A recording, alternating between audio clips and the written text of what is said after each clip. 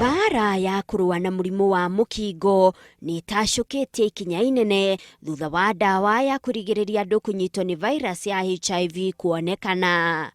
Kuringana na mutafariri wa gikundi gia kurua na virus ino na mirimu ya kugwatanio kimwiri na SCOP, dawa ino yuikaine ta Truvada ni ikitwo igeria bururi-ini na kuoneka ati ni iraruta wira. Hii dawa imeidhinishwa tayari katika Kenya. Truvada, it's registered and therefore available, na kama mpango wa kitaifa tungependa kuweza kufikia yule yote ambaye anastahili kutumia, sio tu kwa kiwango kidogo. Dawa ino ikuheo kuri aria mari ugwati-ini makiria wa kunyitwo ni HIV hatari marihi thiini wa thibitari iria maritwa macio mekurekererio ni thirikari ica ikuhi.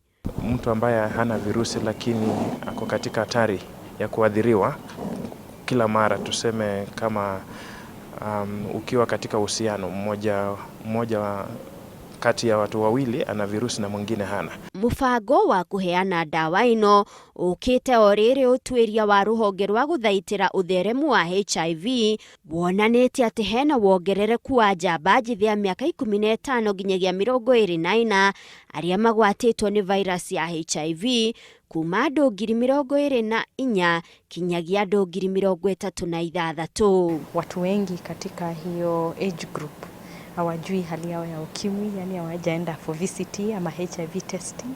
Tunaona kwamba wengi hawajui about HIV. Information ambao watu wanapata kutoka ama katika internet huwa haijaweza kuwa ni correct. Utwiria ucio ningi ni wonanite ati njamba njithi matirahuthira dawa cia ARVs. Handu-ini ha Inooro TV, njitagwo Monica Kagoni.